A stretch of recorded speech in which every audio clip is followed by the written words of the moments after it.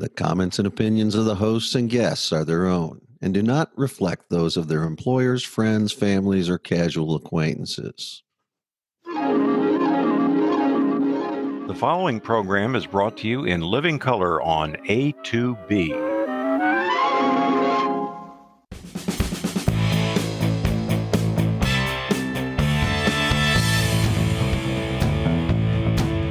And now, the world's second most exciting podcast, Swim Talk A2B, home of lane lines, starting blocks, and clear blue water. Hello, and welcome to Swim Talk A2B. I'm Dana Abbott, inviting you to join me and Bob Button in another exciting podcast episode coming to you from the Swim Talk A2B World Headquarters right after this.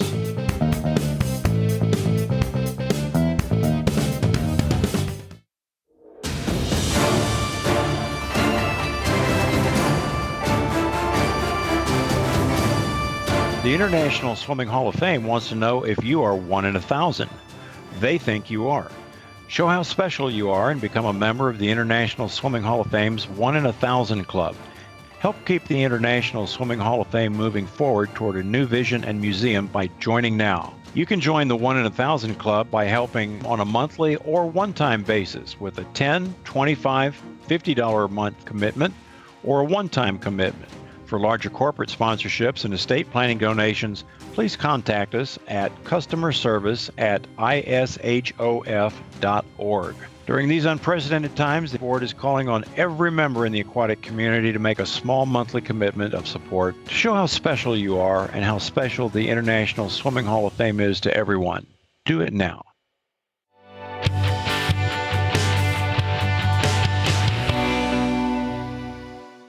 Well, Bob, we find ourselves right in the middle of college conference championship season right now. The NCAAs are just a few weeks away. And when we're still on schedule to hold the Olympic trials and the Tokyo Olympics this summer, but in all honesty, we really don't know what's going to happen over the next 4 to 5 months, do we? No, but something I've heard that's kind of scary is that there's some people already talking about the China Winter Olympics in 2022. Some of these idiots are starting to talk boycott, and I hope we can shout them down because our guest this week has been through the 80 boycott. He's got some real good input for us from that perspective on how the current situation could unfold right now with what we're talking about with Tokyo and our NCAA and Olympic hopefuls, what they're thinking about and focusing on. How about filling us in on our guest's background a little bit?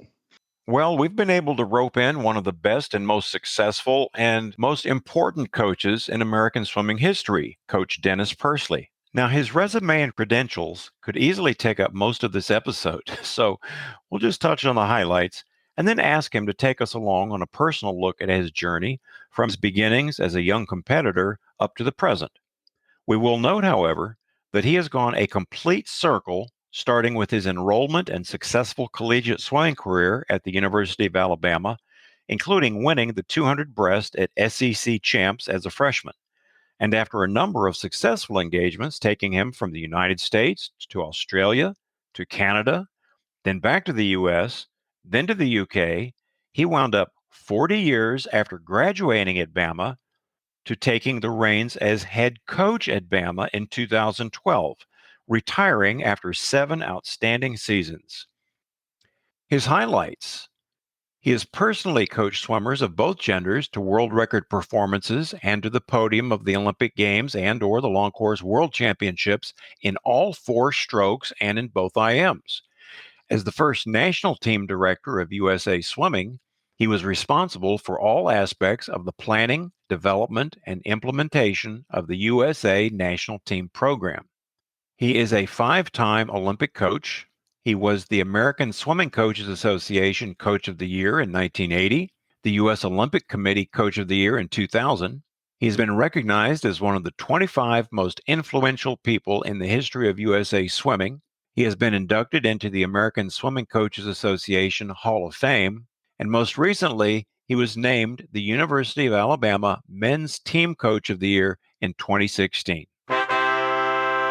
So those are some pretty impressive credentials, but you and I both discovered that his daughter is coaching following in her daddy's footsteps in a way. And we want to ask him about her, but what can you tell us about her before we get him online? I'm excited because I'm going to ask Denny about his daughter, Lisa, and the job she's doing up at Northern Colorado. Their women were fourth in the Western Athletic Conference, just a few points shy of third. Wow. Those folks at Grand Canyon touched them out in both of the sprint relays. So that and not having divers hurt them a little bit in the team standings.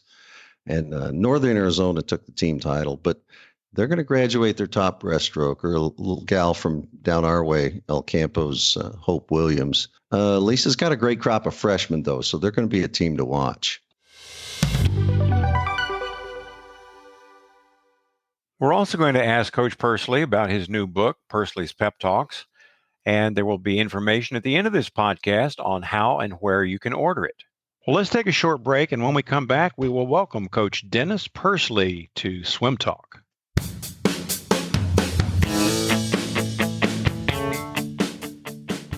If you're not a member of the American Swimming Coaches Association, what are you waiting for?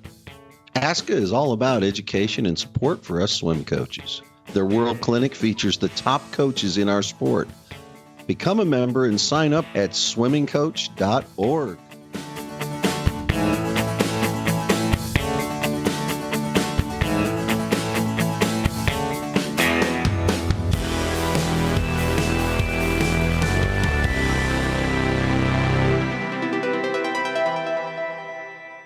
Coach Pursley, good to see you. I turned on my camera just so you can say hi. I don't have a camera on mine, sorry. Yeah. I just have a monitor with nothing on it. It's probably better to do that, Bob, at our age. Why not scare people away? I'll just go with nothing. Hey, I appreciate you doing this with us.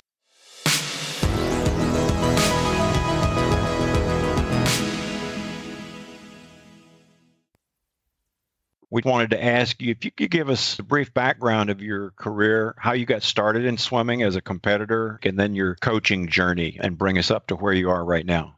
Well, I was raised in Louisville, Kentucky, and we moved there when I was about 7 years old, and it's my parents that made the decision, as is the case with all 7-year-olds, as to what I was going to get involved with, and they chose swimming, and I'm glad they did. There was a swim club on the outskirts of Louisville at the time, and Plantation Swim Club, and it was coached by Ralph Wright, who was a great athlete, a great coach, a great man, and he was all about building character, and I think that's where the seeds were planted with me. But we moved out to that area, and to be honest with you, I really wasn't too crazy about swimming.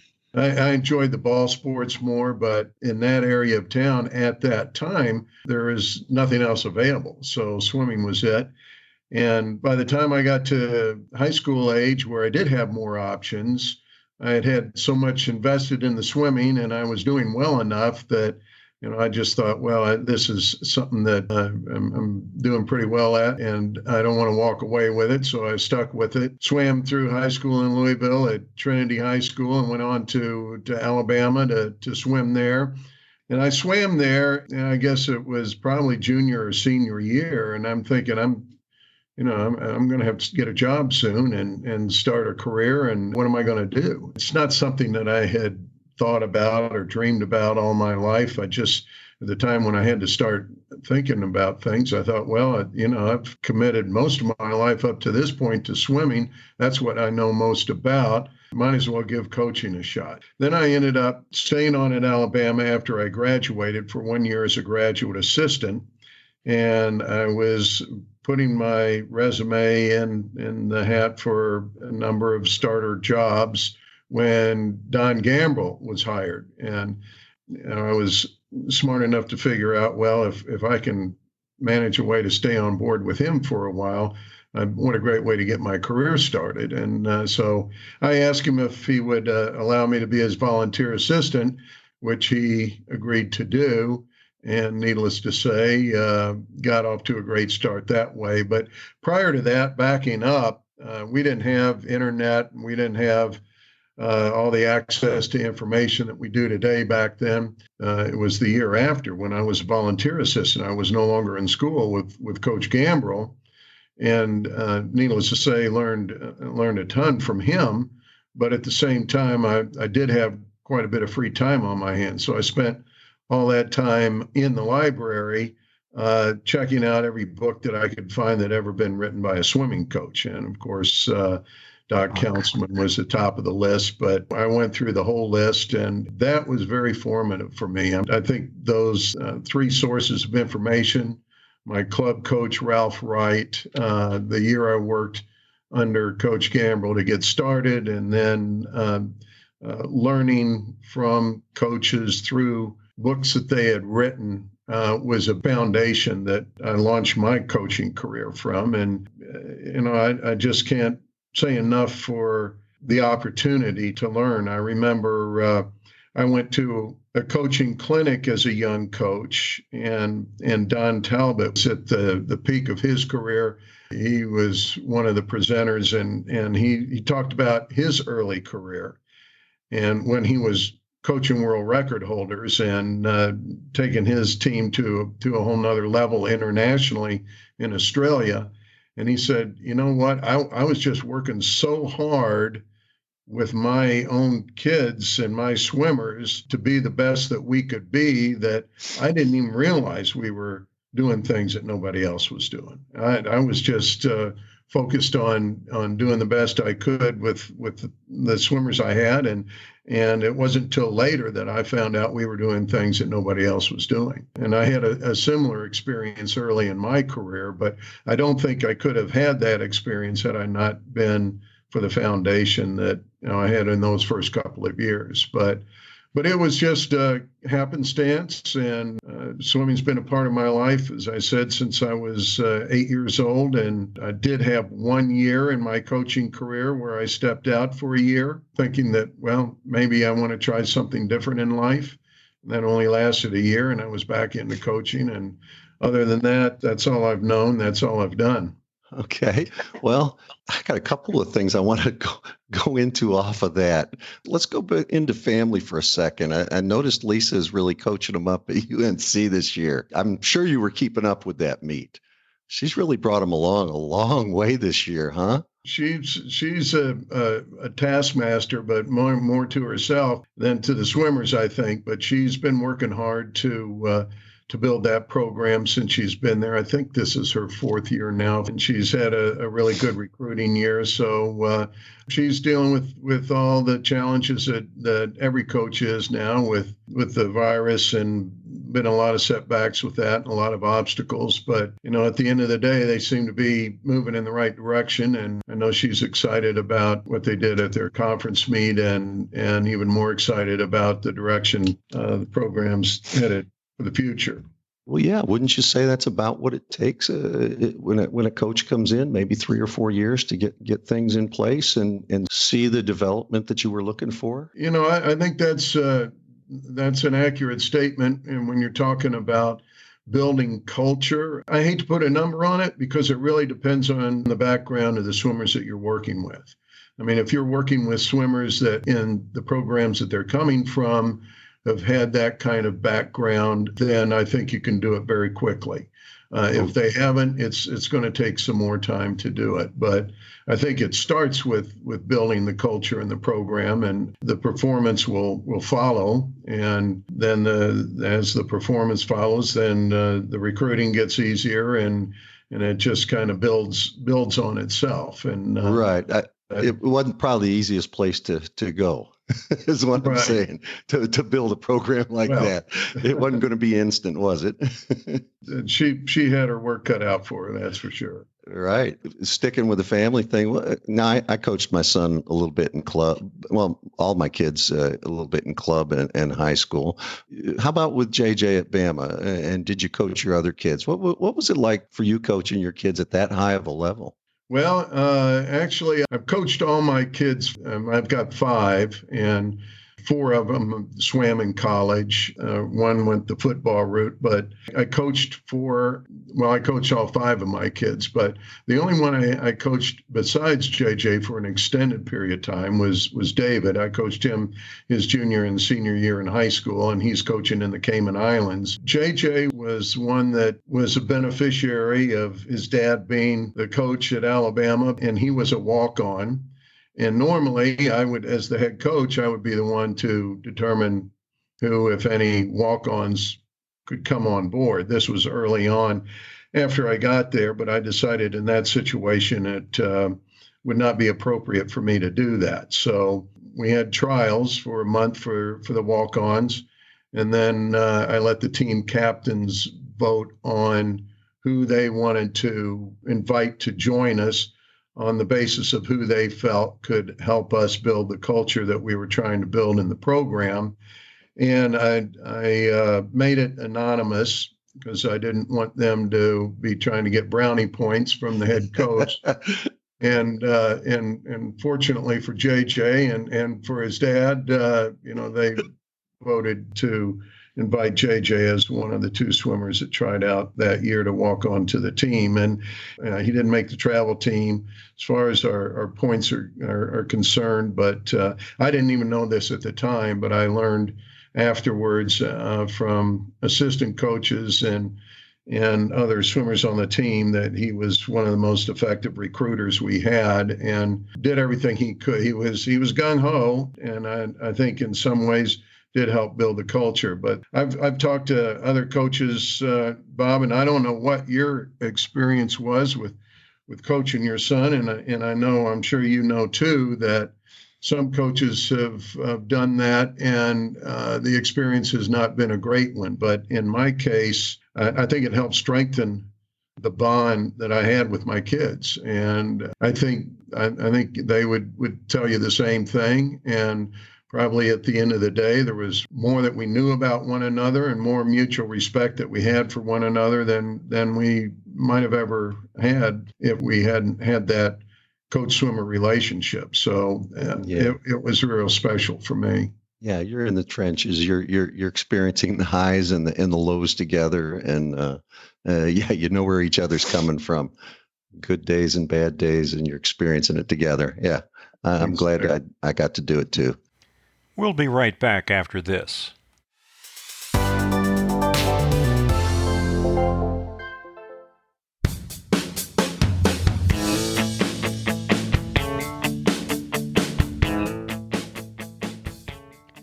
If you're a high school coach, you should be a member of NISCA, the National Interscholastic Swimming Coaches Association. Membership benefits include a bi-monthly journal, a $1 million liability insurance policy, numerous award programs for coaches and swimmers, including All-America Swimming, Diving, Water Polo, and Academic, and multiple resources for coaches' education. NISCA. Find it online at NISCA, N-I-S-C-A, online.org. That's niscaonline.org.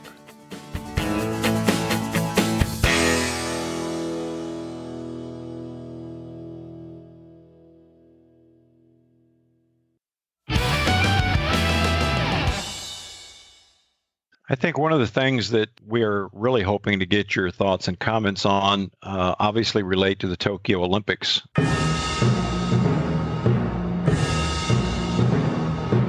Certainly their postponement, the trials postponement. And you were at Cincinnati in 1980 when we had the boycott in place. And we talked to Glenn Mills earlier this season about what it felt like. And of course, he was just a high school kid. But can you share with us what the loss of the 1980 Olympics due to the boycott?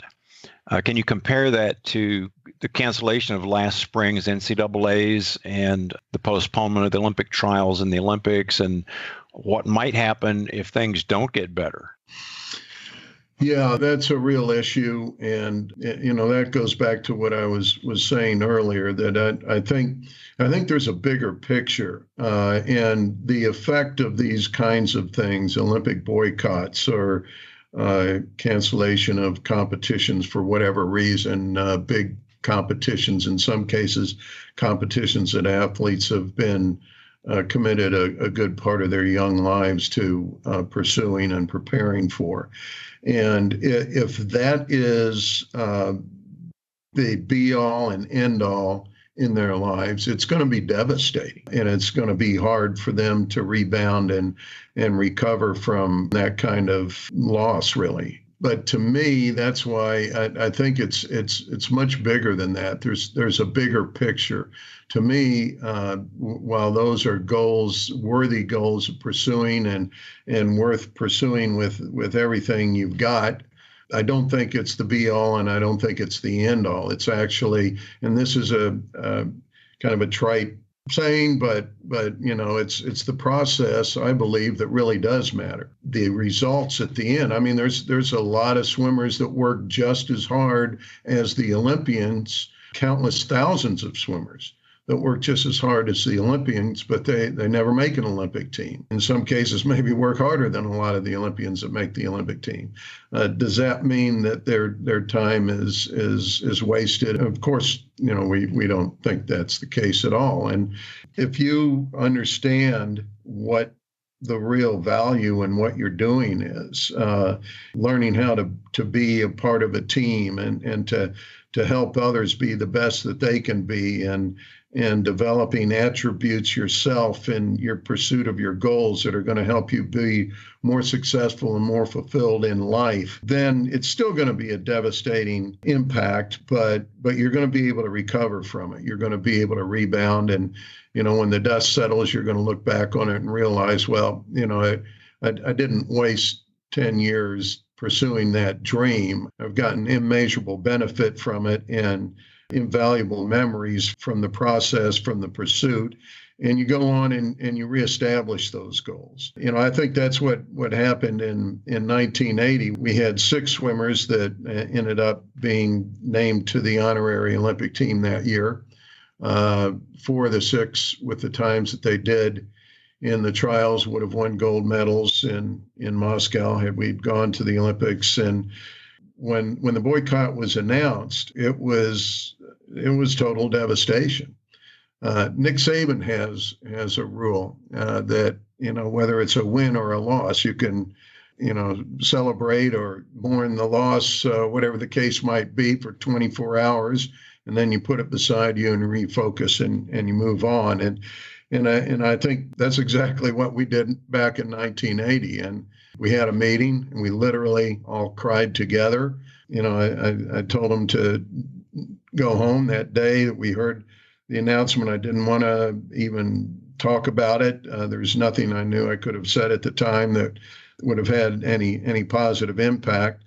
But we regrouped on that weekend and we sat down and say, well, now, what do we want to do? Do we want to just chalk this up as a devastating loss and sleek away, or do we want to reset our goals for something that we can get excited about? And they decided to do the latter and decided to go ahead and have the Olympic trials. It was going to be a meet that was, I think they set the dates a week after the Olympics, so they'd have Olympic times to shoot for. And they decided, since they were selecting a team, but it wasn't actually a team that was going to compete and represent the U.S. in the Olympics, that they would score the meet to add a little bit more incentive. And so our guys had not been named honorary Olympians at that point, but to make the honorary Olympic team and to win the nationals. And they got excited about it, and they had fun with it. And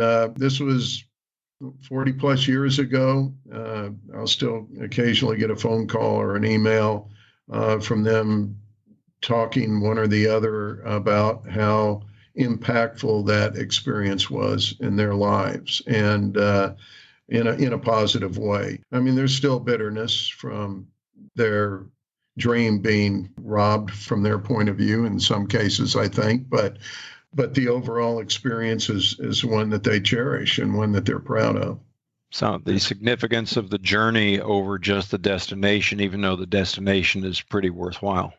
Absolutely. And I don't want to downplay the destination. I mean, people that know me well. I think most of them would say I'm as competitive as anybody. Some might say I'm the most competitive guy they've ever known, but I love to win. But I don't think that that's the be all and end all. As a matter of fact, Bob and I went back on an email this week, and I would much rather coach a fifth place team of overachievers who all came together and gave it everything they had to give and put everything they had into it and achieved beyond what they had ever done before and what people maybe thought they were capable of doing, than coach a first place team of underachievers who maybe fell short of their potential. I think we shoot for the gold medals, we shoot for the team championships, but it's all about learning how to get the best out of yourself and to help others get the best out of themselves. And if you can do that,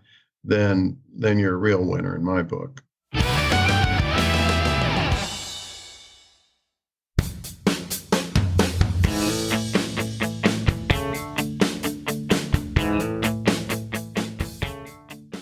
The mission of Go Swim has always been to create videos that help people swim better and faster. Their videos are easy to follow and feature world-class swimmers and coaches, including more than 30 Olympians, USA national team members, and NCAA champions. Their goal is to show the things that elite swimmers do that every swimmer can learn to do. Go Swim videos are watched by tens of thousands of swimmers and coaches every day on every continent and in nearly every country in the world. It's safe to say that at any given moment, there's a swimmer somewhere watching a Go Swim video with a desire to become better and faster. Check out their website at goswim.tv.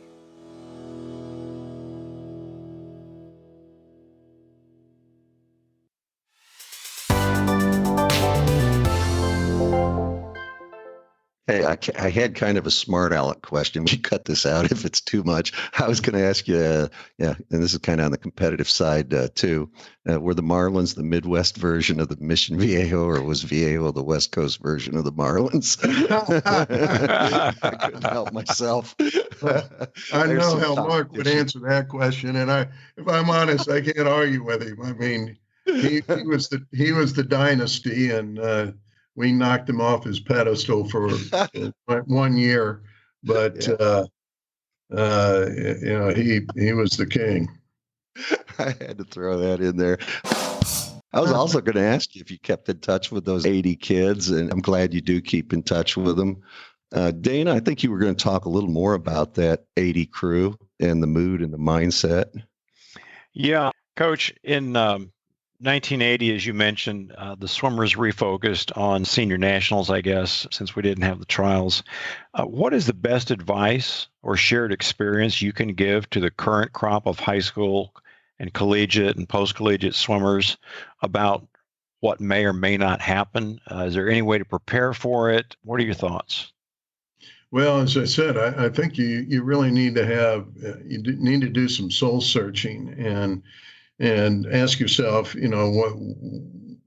what really is important to you. And if the only thing that matters is going to the Olympics, then you're going to have a big challenge, because there's no guarantee, I don't think, that's going to happen. Hopefully it will happen. And first of all, you got to make the team, of course, and there's definitely no guarantee that that's going to happen. So you really have to ask yourself, what you're in it for. But at the same time, I mean, you do have to have some performance goals. I mean, I truly believe what I said about what it's really all about is about character building and acquiring and developing attributes that are going to enable you to be more successful, more fulfilled in anything that you try to do in life. It's about helping others do that same thing, your teammates, and working together.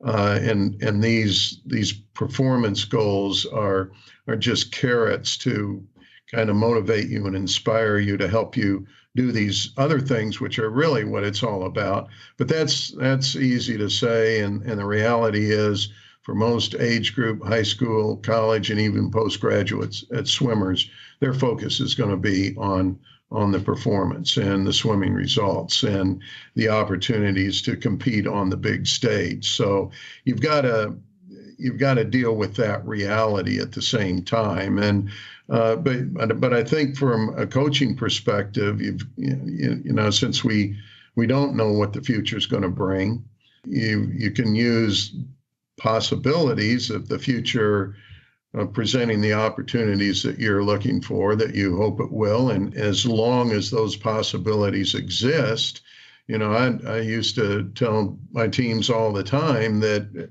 there's going to be a lot of distractions along the way, a lot of issues along the way that are going to distract a lot of our competitors. But if we can keep those out of the mix and keep our focus on preparing for opportunities may come our way, then when that happens, we're going to be advantaged over the competitors and over our competitors that are distracted by these things. I mean, you can use the COVID thing as a good example this past year. So I think, trying to put some emphasis on the bigger picture, meaning try to block out all the noise is what I'm saying. Until the plan changes, sticking with the plan. But from a coaching perspective, you've got to have a backup too. I mean, what if the Olympics, a month from now, they say, well, we've decided we're not going to do it, and then what are you going to come back with? And you've got to have something that you can put on the table right there. And I mean, not that day, like I said, thinking back to 1980, the day that announcement comes, there's nothing you can do that's going to take a lot of wind out of the sails. But, after giving them a few days to come to grips with it, then you've got to come together and you've got to have a backup plan on the table that they can get excited about. I love it when a plan comes together. Right. I think this year with my kids, I think we were down to about plan D or E by the time it was over, but we had to come up with something, we were out of options after a while, we thought, but we came up with another. I love it when a plan comes together. We're talking current event a little bit. I want to go back to this SEC meet, the women's meet that just ended. Back in the day, Alabama snuck in and won one of the women's meet, but Florida, Auburn, Georgia, they were the powerhouses for decades. But in recent years, A&M joined the club, Tennessee, Kentucky. Wow. This year, we got Parity now in the SEC. What's going on over there? Well, we do, and I mean I'm proud of my Bama girls. They they not only had all the distractions to deal with the virus and everything that everybody else did, but on top of that, in another couple of months, they'll have their fourth head coach in the last 2 years. The assistants obviously have done a phenomenal job of keeping the ship afloat, and not only that, but moving forward throughout all the changes that they've had to deal with. And Ozzie did a phenomenal job in that respect. The SEC, I mean, Lars, I was glad to see him have the success he had. He's been working so hard for quite a few years and knocking on the door for a while, and finally it opened up for him. But there's been a changing of the guard to some degree, and I think it's going to be interesting to see, because some teams, I'm guessing, were more affected by the COVID situation this year, and not just our sport, and every sport. And so there's going to be some juggling and some changes that we're going to see likely because of that. And is that going to be temporary, or is it going to be more long-term? Time will tell. But it makes it fun when there's new teams that are at the top of the standings at the end of those championship meets, and not always the same ones. Right. Facilities, recruiting, coaching.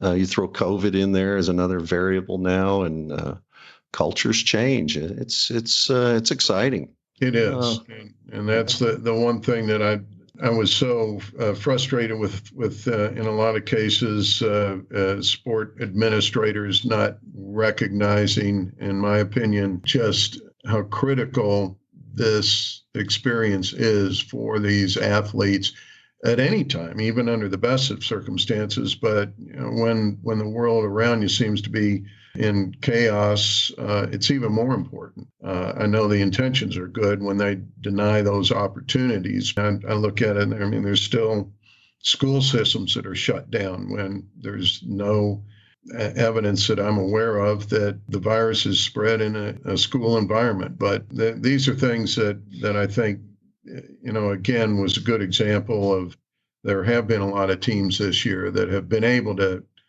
shut out the noise and to block out the distractions and to keep their focus where it needed to be. And those teams have been rewarded in championship competition, whether it's our sport or others. You bet. I remind my students and kids, swimmers, hey, we're lucky. We've got administrators that are doing I think the right thing. We're trying to keep you kids here. We're trying to give you a sense of normalcy and keep you on track. We're doing all we can, and I think they appreciate it now. So yeah, I think it's almost shocking for us, I think, to realize there's kids that have not been in their building in a year.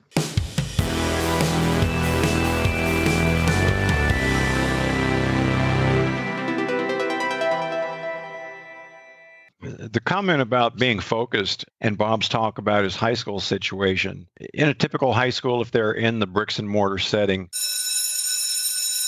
you've got a group of athletes, but there's a different grouping of them in their English class. There's another different grouping of them in their math class, and they're having to wander all over the campus and spread themselves out, and they're mixing.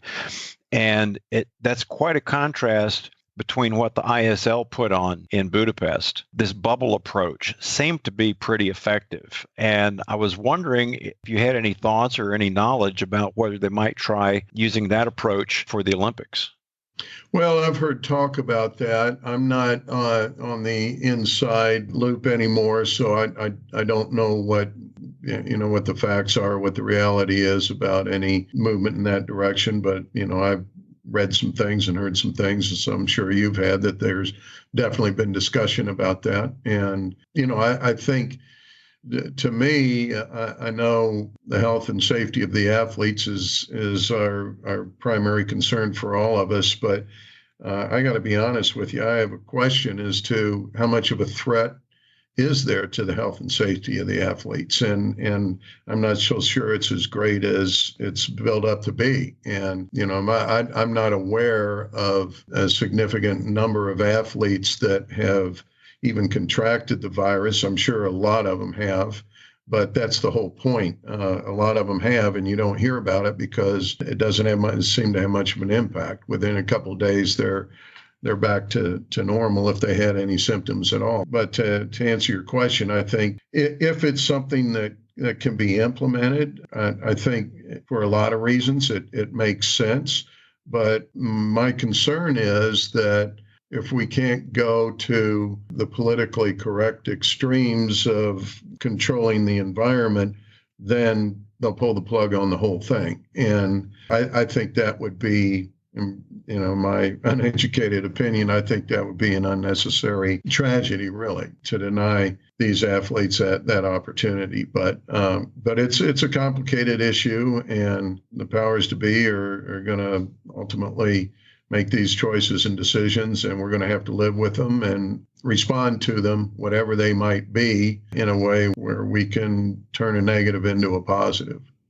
Bob and I have had several conversations about more than just the health aspects of whether the Olympics will go on or be postponed again. Bob, you want to touch on the finances involved? Well, yeah, a lot of money involved with NBC TV. NBC television. The money they poured into the facilities. You're going to lose all the travel, tourism money. I don't know. We're talking about swimming. There are other sports where some of the competitors are a little older. We also got to think about the officials. We got to think about the volunteers, the people that help make these things run. They're sometimes in the, the danger zone for the COVID, the age groups and the health issues. I'm not as worried about the athletes as I would be the volunteers and the officials. I do not want to see this thing postponed again or canceled. Dana, you had something on here about the wartime analogy. I think that's a great analogy, but I would hate to see it put into place. 1940, 1944 were canceled, and we're fighting another war now. It's global in scale, but it's health in nature instead of violence, nation against nation. But still, the life of an Olympic athlete is really small, because if you didn't make one, you wouldn't even have a shot at the next one. Now we've got people that are going. Who was it? Jill swam in 5 Olympics. Michael swam in is it 4 or 5? Yeah, and Dara was in 5. Yeah, we you can go more to, but you can literally count on your fingers the number of athletes that have had that many opportunities. So for most of them, it's still a one-shot opportunity, and even the best rarely are going to go beyond 2. That's an issue. That kind of goes back to what I was saying before, though. If you get athletes that are at that level and are capable of making the U.S. Olympic team and have that experience of participating in the Olympics, and they're denied that. I mean, there's no minimizing that. Bob, as you said too, there's no minimizing the impact that it has on the entire swimming community for a lot of reasons. I mean, those are the superstars in our sport. They're the ones that all the other athletes look up to and aspire to. And if they've had their dream taken from them, and all of a sudden they're not showing up at the pool anymore, or they're showing up with a sour attitude, and that has a trickle down effect. These kinds of decisions that we're talking about right now. But at the end of the day, we do have a lot of influence on how we're going to respond, and we're going to encourage our athletes to respond to whatever the situation turns out to be. Well, there's so much that comes up post Olympics. You got all these clinics that can. These Olympians are going to come around the country and get kids excited. Like you said, we're going to get that Olympic bump. We're going to get kids really fired up about not just getting in the sport, but staying in the sport. Okay, well, we got you on board so that we could talk about your book. And I do want to talk about your book, Coaching Lessons. But, I think it's not just a good book for coaches. The word commitment shows up quite often. And I'm thinking it's not just for coaches. I think it's also going to be something good for athletes and parents. It's pretty much everyone involved in our sport has to be ultra committed. That word commitment came up an awful lot. Well, I'm pretty big on that, so that wouldn't surprise me. I wrote a little book years ago, and it was more on how to structure a program and developing training plans and so on. This is not that. This is more the fundamental, the foundation. Basically, I think there's 28 chapters. I don't think there's any chapters more than 1 page long, and it's just a single page chapter about one concept or one principle or one attribute that, in my opinion, is foundational to potential development. And I don't mean just as potential development as a swimmer, but potential development as a person. And those are, in my opinion, very closely related. And it's not anything, these are things, I mean, our training concepts and our training plans and workout sets, those evolve and change from one era to the next, one generation to the next. But there are certain things that I think are never changing and are constant. And those are the attributes that are foundational to developing your potential, developing talent, achieving success and fulfillment. And again, the beauty of it is it's not restricted to swimming. It's really to anything that you do in life, but it's not anything because they are constant. They have been around forever.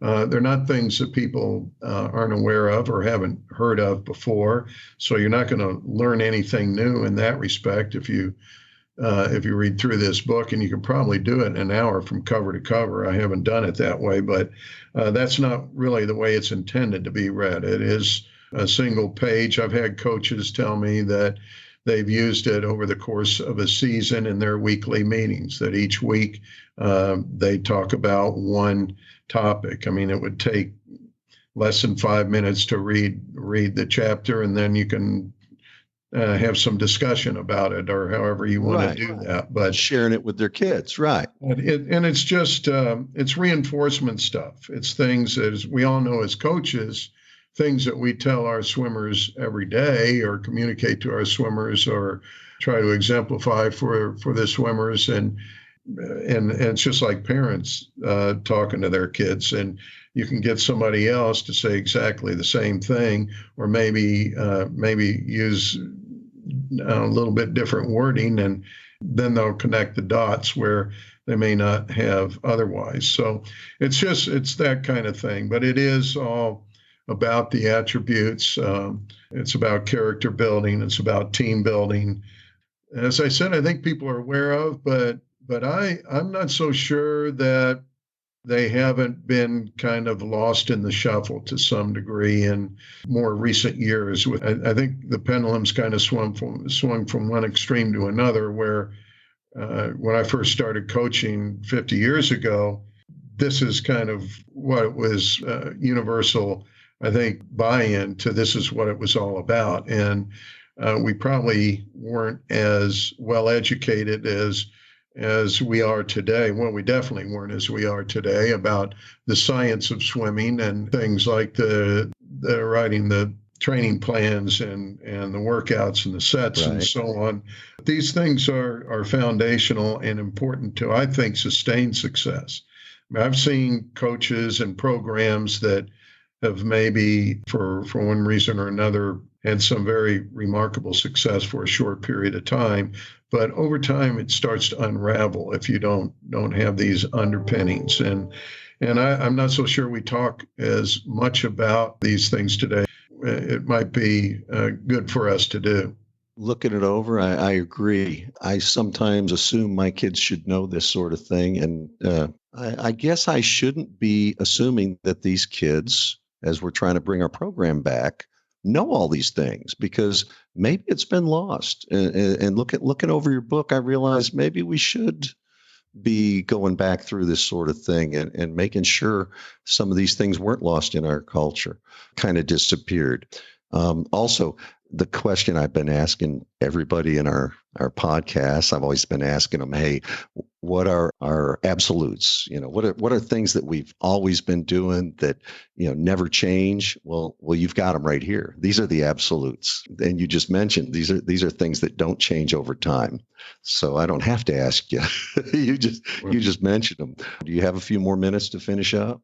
Sure, I can do that. I'm retired, Bob. Good, because that's kind of what I wanted to ask. I think where we're going here after we get back is kind of a, what are you up to now, and contact info if anybody wanted to get a hold of you. And that sounds great. Now I'll just make one quick comment about what you just said, and I agree go for it. 100%. But to me, I think one of the big things that has changed in coaching over the 50 years that I've been a coach is that these absolutes that you were just talking about were mainstream in our culture when I first started coaching 50 years ago. And they were getting it at home, they were getting it at school. And as coaches, we were just trying to take that and enhance it and apply it to what we were doing.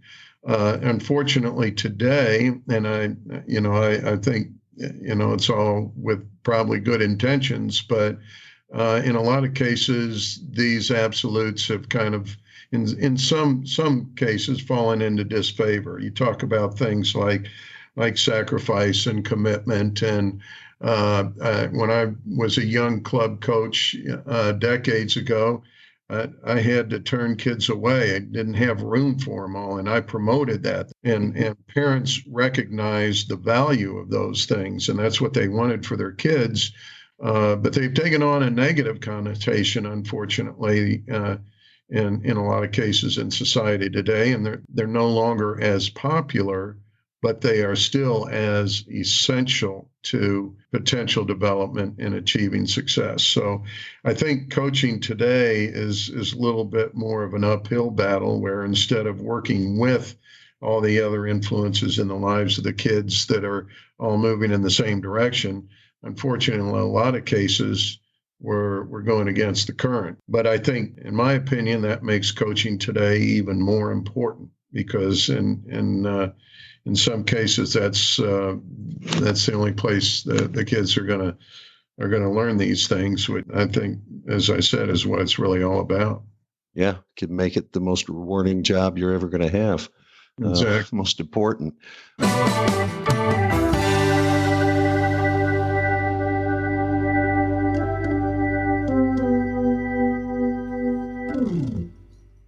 Retirement. I'm loving every minute of it.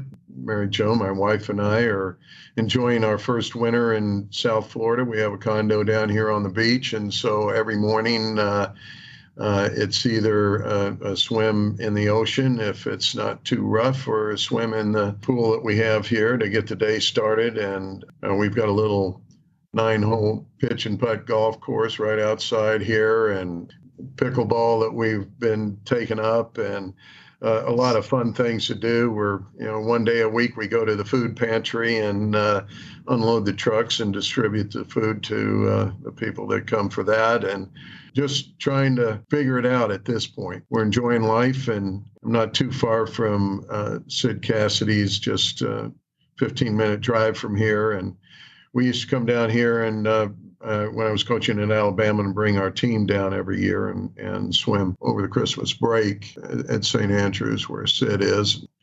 Jay Fitzgerald's just recently retired from Pinecrest, another good friend that's about 15 minutes in the opposite direction. So, Brent Riddlemiller and I coached together for a while, and we have very similar roots. He's from Northern Kentucky. I'm from Louisville, Kentucky, and we worked together in Phoenix for a few years. And of course, he's working with the Hall of Fame now. So looking forward to getting with him and getting the grand tour of the new facilities he's building. So a lot of things that are still just in the early stages of figuring things out, but enjoying every minute of it.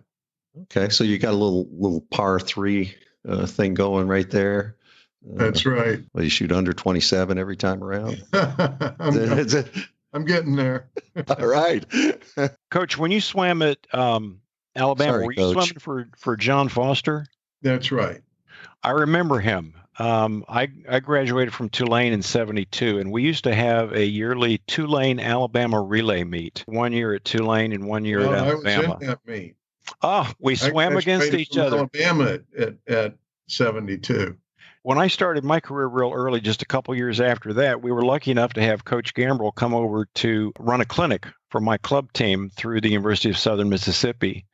I learned an awful lot from Coach Gambrill, just walking with him and working with him on the deck. And like most swim coaches, he's just as down to earth and open as anyone can be. I still have a lot of respect for him, and glad that he's one of my new Facebook friends.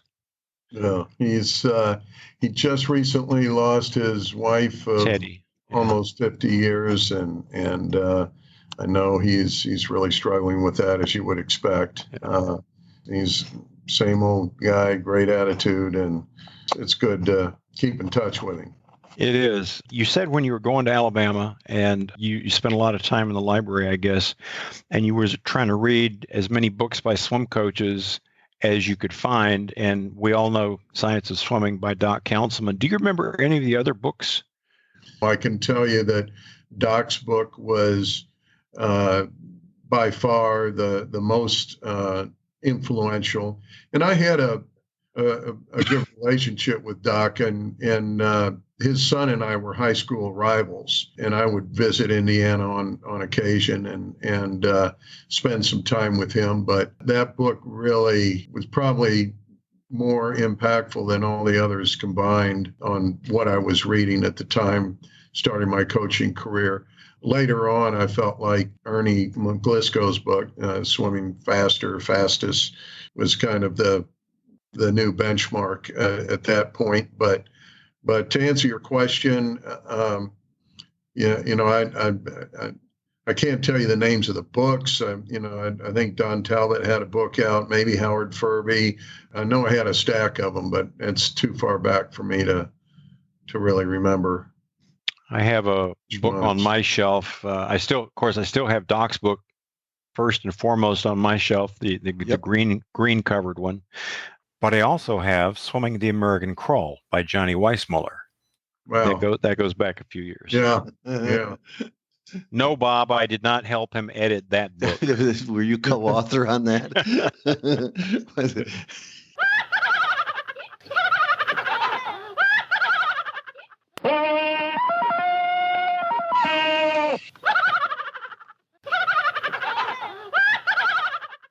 Well, I do think that we are remiss in not doing a better job of promoting the history of our sport and passing it on. It's just amazing how many swimmers, I'll ask to raise your hand, how many have heard of Doc Councilman, and very few will put their hands up. We've got a great history. As a matter of fact, no nation has dominated a sport in international competition, any nation, any sport, to the degree that the U.S. has dominated swimming. And it's got literally the greatest sporting history in the world, and a lot of interesting stories, that's for sure.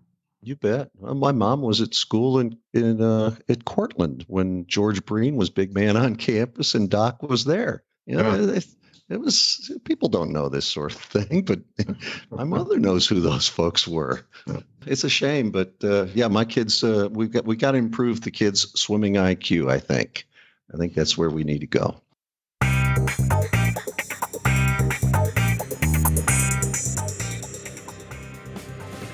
This episode of Swim Talk A2B is sponsored by EddieReesBook.com. The inspiring and enlightening book about legendary coach Eddie Rees would make a perfect gift for any swimmer, coach, or swimming parent, or anyone else desiring to have a more meaningful and impactful life. Order now at EddieReesBook.com. That's EddieReesBook.com.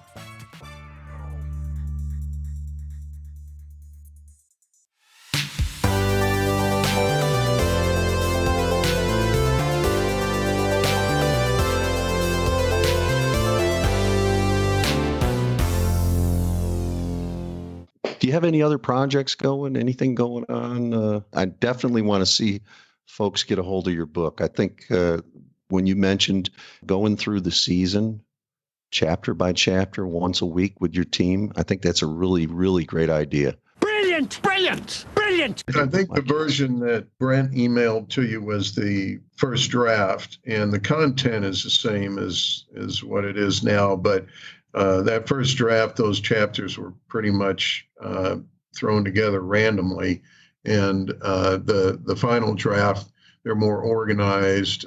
So you've got some continuity, beginning with more of the character building aspects, then the team building aspects, and the performance team first.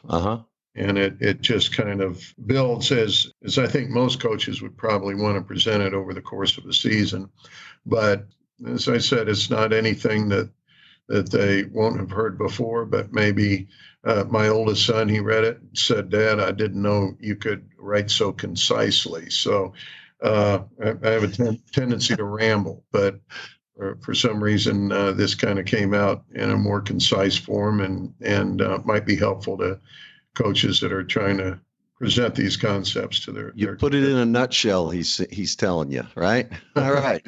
Right. That's great.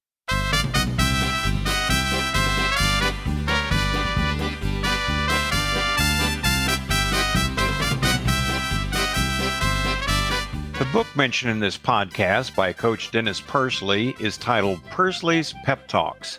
It's available from the International Swimming Hall of Fame. You may order online and download it at halloffameswimshop.com/collections/books. That's halloffameswimshop.com patreon.com/collections/books.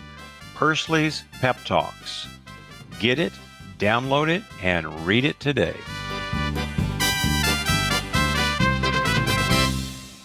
There's a letter in your mailbox. Do you mind folks contacting you? Do you have contact information, or do you want to stay a little quieter in No, I'd retirement? be happy to share that. My email address is simple. It's DennisPursley@outlook.com. I enjoy talking swimming. I'm glad you got to mention Coach Gambrell and check in on him. Well, I tell you, he's. I'll always remember. Like I said, my memory isn't very good, but I always remember our first team meeting when he came to Alabama, and none of us had even laid eyes on him before that. And he walked into the room, and we were all sitting there with anticipation. And he said, "I want each of you to get up and introduce yourself." And one by one, the swimmers got up, introduced themselves, and he rattled off all their best times. It was, Wow. was impressive. He had done all his homework, and I think that really impressed the entire team. Yeah, what a first impression, huh? But he was a guy that just going back to the word concise, but very concisely and clearly laid out the goals, the expectations, consequences, very matter of fact, very businesslike, and then that's the way it was. And you knew what the expectations were. You knew what the rewards were for complying with those expectations, and what the consequences were going to be for failing to comply. And it was a good experience.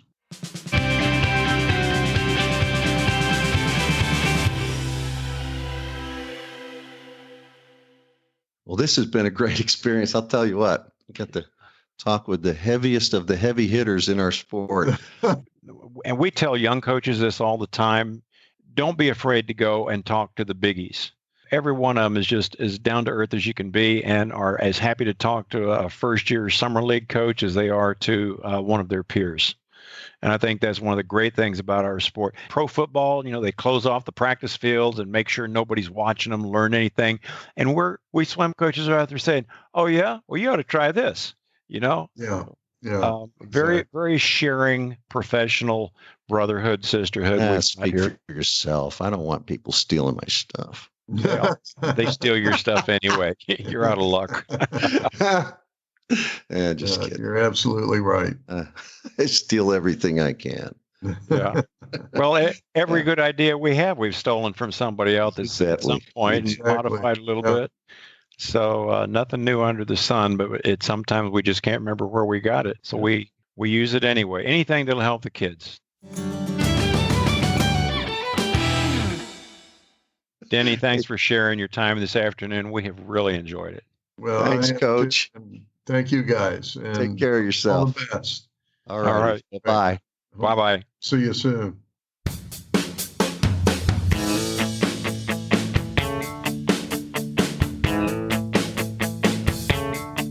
Thanks for joining us on another adventure into the Twilight Zone of podcast, otherwise known as Swim Talk A2B.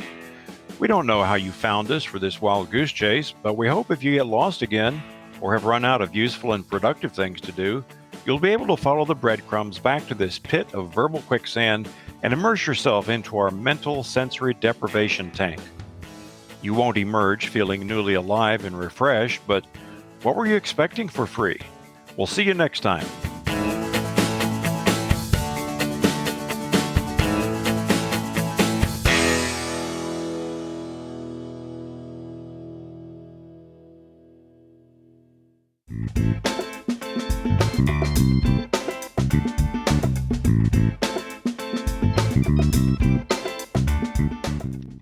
We're grateful for the opportunity we've had to speak with Coach Dennis Pursley. And if you'd like to get in touch with him, his email address is DennisPursley, Pursley, @outlook.com. You can find his book at the halloffameswimshop.com/collections/books. That's halloffameswimshop.com/collections/books. It is Pursley's Pep Talks, $10, and that's a heck of a bargain. If you have any other questions, comments, complaints, or criticisms, or you want to find out how to send us your deepest gratitude, you can reach us at swimtalk@outlook.com. Thanks for joining us. We'll see you next time.